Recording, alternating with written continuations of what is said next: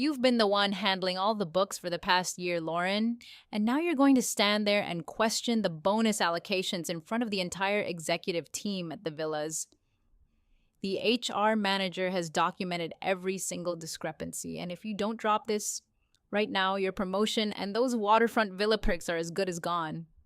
Hi, my name is Lauren Hayes. I am 28 years old. The words hit me like ice water straight to the chest right there in the middle of the awards gala at the prestigious waterfront villas.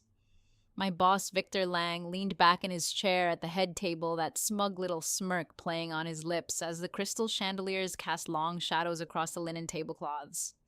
The whole room executives, top performers, even a few board members had gone dead. Quiet Forks, paused mid-air eyes darting between us. I could feel my cheeks burning, but I forced my face to stay neutral the way I always did when my boss pulled one of his little power plays. Oh, sure, because, of course, this was the perfect moment to drag me through the mud just as they were about to announce the department awards for the biggest client pitch of the year. I'd spent the last 18 months basically living at the office, pulling all-nighters to close deals, massaging spreadsheets until my eyes crossed, all while my boss paraded around like the visionary genius who made it happen. He loved reminding everyone how he mentored me, how he gave me the big opportunities no one else would. And me, I was the steadfast one, the clever one who actually made the numbers work, who kept the team afloat even when budgets got slashed. I thought tonight was going to be my moment, my promotion to senior analyst, the one he dangled like a carrot for months. Instead, here we were with him publicly accusing me of the very irregularities I'd been quietly flagging in private emails for weeks. The HR manager, Dana Brooks, sat 2 seats down from him, nodding along like a good little soldier, her tablet glowing with whatever evidence they'd cooked up. I swallowed hard, my fingers tightening around the stem of my champagne flute. Sarcastic bitterness bubbled up before I could stop it. Great, my boss. Public humiliation at the fancy waterfront gala where we're supposed to celebrate success. Real mentor move. But I kept my voice steady, the way I'd learned to do after too many late-night team-building sessions where he vented about his brother's latest cash flow problems and expected me to fix them off the books. My boss, I wasn't questioning anything publicly. I just pointed out the tax return numbers didn't line up with the internal reports I filed last quarter. That's my job. He laughed short and sharp, the kind of laugh that made the room shift uncomfortably. Your job is to support the team, not stir up drama right before the client pitch results drop. We've got Lydia Grant closing that massive deal, and you're over here nitpicking. Lydia, of course, his golden performer, the one who got the prime assignments while I cleaned up the messes. She was sitting across from me in a sleek black dress, smiling like she hadn't heard a thing, but I caught the quick glance she shot the HR manager. The betrayal stung deeper than I wanted to admit. I'd covered for my boss's little side deals more times than I could count, thinking it was loyalty, thinking it would pay off. Now it felt like I'd been the fool propping up his empire while he and the HR manager played their games. The rest of the evening blurred into forced small talk and awkward toasts, but my mind was racing.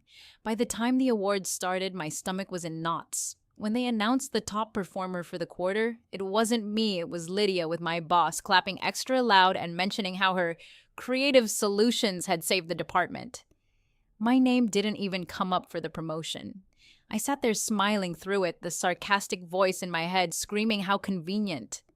As the crowd mingled by the floor-to-ceiling windows overlooking the dark water, I slipped outside onto the terrace for air. The cool breeze off the harbor did nothing to calm the bitter twist in my chest. That's when my phone buzzed, a text from Marcus Reed, our quiet IT security guy who'd always been the one to quietly back me up on system glitches. Meet me by the boathouse dock in 5. Don't tell anyone. I glanced back through the glass at my boss and the HR manager laughing with the board members. My gut told me this was about to get worse, but I went anyway, heels clicking on the stone path. Marcus was waiting in the shadows, his face tense under the string lights. Lauren, I shouldn't be doing this, but I've seen the tax filings you flagged. There's more. My boss has been routing money through a private account tied to his brother Theo's consulting firm. It's not just discrepancies, it's covered-up moves, tens of thousands funneled out and disguised as bonuses. My breath caught. Of course. The slush fund. My boss had casually mentioned his brother's cash flow issues during one too many after-hours calls, expecting me to look the other way while I reconciled the books. I thought it was isolated. Now it made sense why the HR manager had been so quick to jump in with her files. How bad? I whispered, the bitter edge creeping into my tone. Bad enough that if it comes out, the whole department's reputation tanks, Marcus said, handing me a thumb drive. But I have the raw logs. You didn't do this. He did. For a second, vulnerability hit me hard. I'd poured everything into this job, sacrificed weekends, ignored my husband Ryan's concerns about the late nights. And for what to be the fall guy at a fancy waterfront event? I thanked Marcus, slipping the drive into my clutch, my mind already spinning on next steps. But as I headed back inside, I spotted Carol Vance, one of the senior colleagues I'd considered a friend, huddled with a group near the bar. She caught my eye, then quickly looked away, whispering something that made the others glance my way with uneasy expressions. The secondary sting landed like another slapwork friend starting to withdraw support before anything even blew up. By the time I reached my table, my boss was waiting, his voice low and vicious. Smart move keeping quiet earlier, but don't think this is over. The HR managers got the full report ready for Monday. The gala dragged on, but the tension never eased. I smiled through the rest of the night, nodding at congratulations that felt hollow all while the sarcastic bitterness simmered. Sure, my boss. Keep pretending you're the hero while I hold the receipts. Little did I know that thumb drive was about to flip everything and the real shock was still coming. The drive home with my husband was quiet, his hand on mine the only comfort. You okay? He asked softly.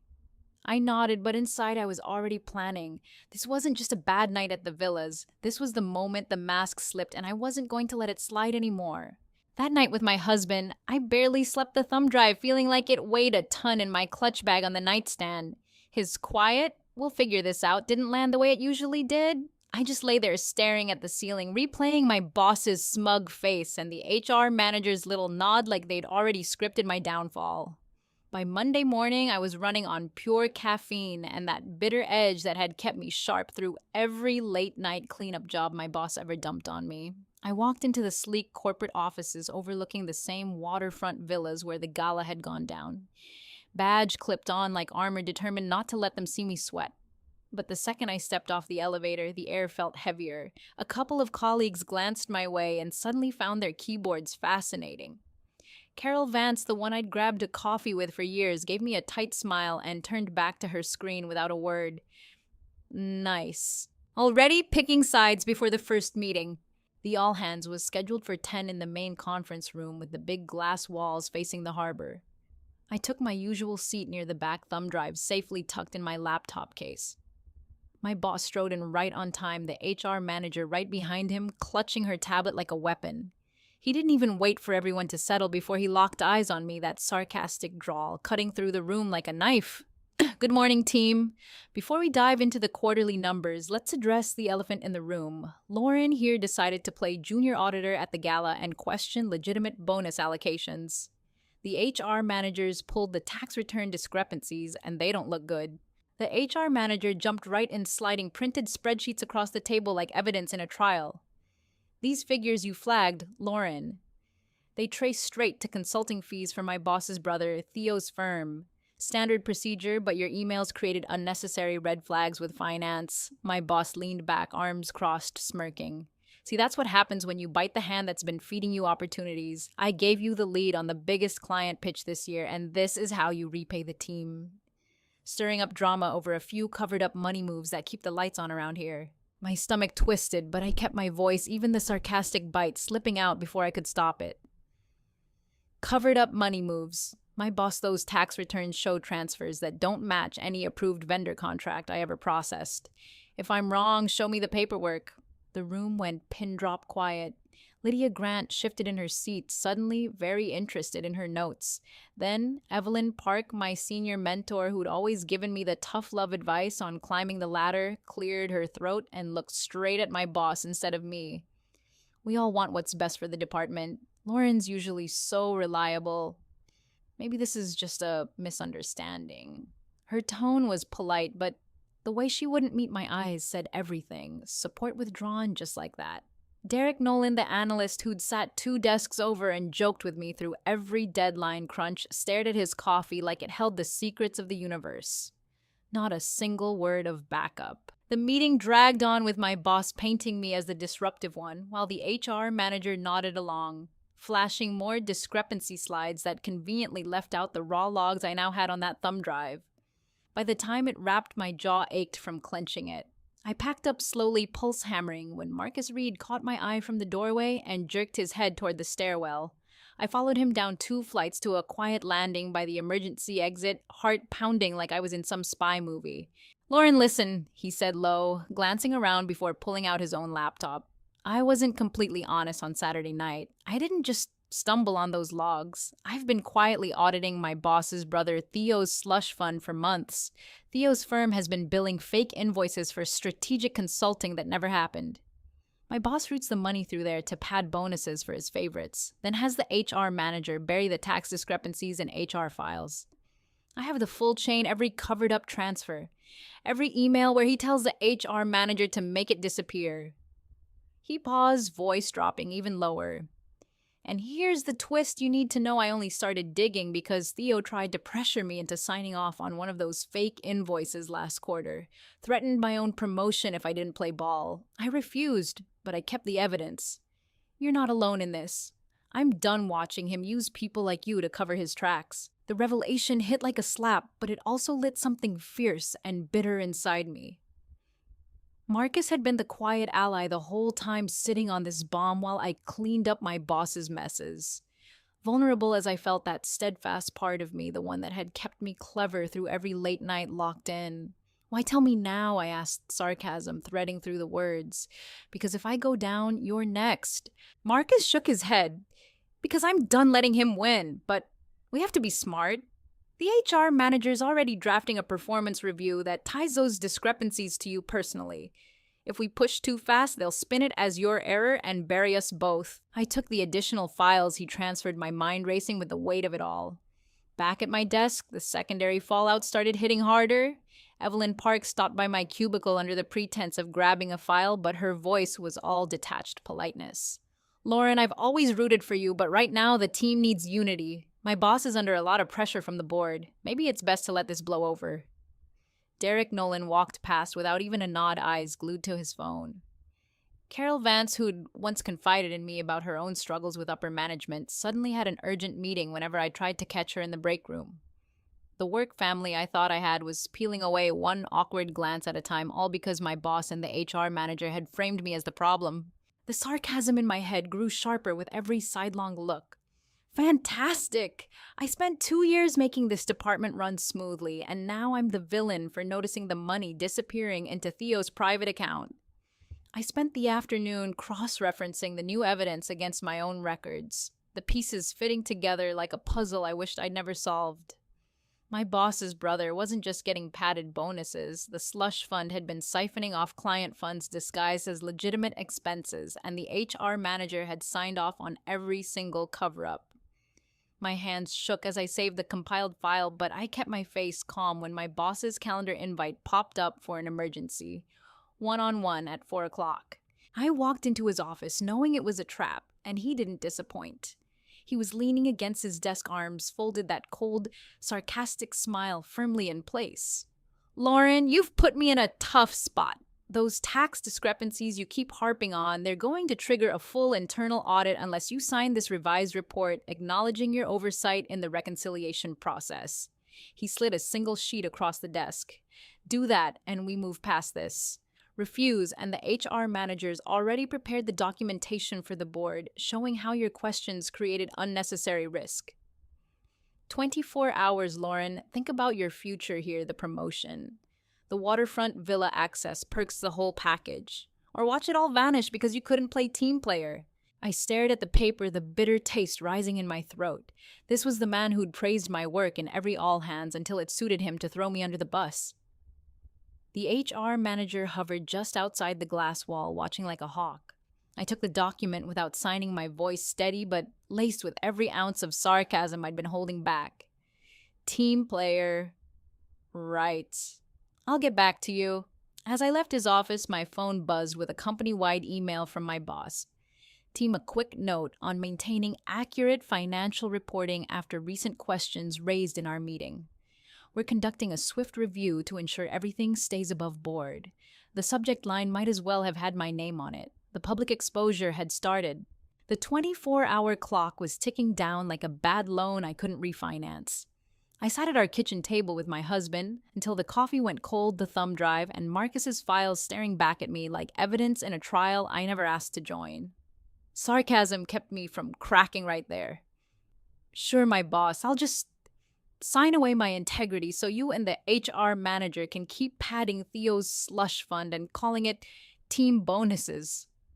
My husband didn't push, but his quiet worry mirrored the bitter knot in my chest. By sunrise, I knew what I had to do. I wasn't signing anything. Instead, I forwarded the full packet, every tax return discrepancy, every covered-up transfer to the company's internal compliance officer, Natalie Quinn, with a blind copy to Marcus. No drama, no grand speech, just the cold, hard numbers that proved my boss and the HR manager had been running a private slush fund through Theo's consulting firm for over 2 years. I walked into the office that morning with my head high, but the atmosphere had already shifted. Carol Vance wouldn't even look up from her monitor when I passed her desk. Derek Nolan muttered something about keeping your head down as he hurried to the copier. Even Lydia Grant, who'd benefited the most from those creative allocations, gave me a pitying half-smile before ducking into a meeting. The work family I thought I had was evaporating faster than the harbor mist outside the windows. Detachment creates freedom, I told myself, sarcastically, but the words tasted hollow. Evelyn Park caught me in the hallway, her voice low and detached. Lauren, I hate to say it, but after yesterday's email people are talking, my boss is framing this as your error. Maybe it's time to think about protecting yourself before it gets uglier. I thanked her with the same polite smile I'd perfected over 2 years of covering for everyone else's messes, but inside the bitterness burned hotter. I headed straight to the conference room where my boss had scheduled our follow-up. The HR manager was already there, tablet in hand, looking every inch the professional betrayer. My boss didn't waste time. He slid the revised report across the polished table the second I sat down, that familiar, sarcastic drawl dripping with contempt. 24 hours are up, Lauren. Sign it. Acknowledge the oversight and we all move on like the team we are. Refuse and the HR manager starts the formal process. Your choice. I looked him dead in the eye, the sarcastic edge sharpening my voice. My choice! That's rich coming from the guy who's been siphoning client funds into his brother's private account and having the HR manager bury the tax discrepancies. I didn't create the problem, my boss. I just stopped ignoring it. The HR manager's eyes narrowed, but before she could jump in with her usual scripted defense, the conference room door opened.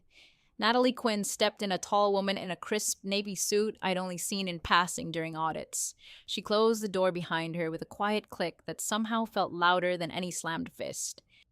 Actually, Natalie said, voice calm but carrying the weight of authority, this meeting just got a little more interesting. Lauren copied me on some very detailed files last night. My boss, the HR manager, the discrepancies aren't oversight.